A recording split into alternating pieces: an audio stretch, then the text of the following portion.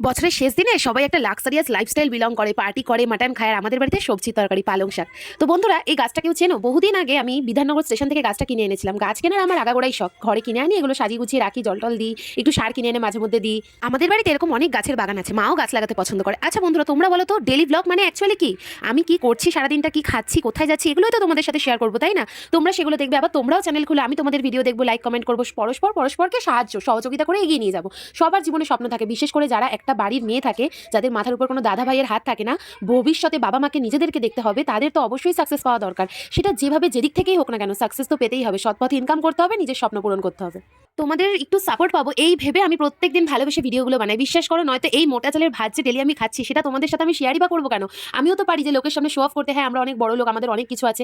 কিন্তু না, যেটা আমাদের ন্যাচারাল, যে আমাদের সত্যিই নেই, আমরা একটা সাধারণ ফ্যামিলি থেকে বিলং করছি, আমরা সাধারণভাবে থাকি, আমাদের কোনো লাক্সারিয়াস লাইফস্টাইল নেই, কোনো ফ্যান্সি বন্ধু নেই, 31st নাইটে কোনো পার্টি করার কিছু নেই, বাড়িতেই ঘুমিয়ে পড়বো। চোখ ভর্তি স্বপ্ন বন্ধু, আর মনে আশা। তোমাদের ভরসায় আমি বসে। তো আমাকে একটু ভালোবাসা দিও, চ্যানেলটাকে সাবস্ক্রাইব করে যেও, ভিডিওগুলো দেখো।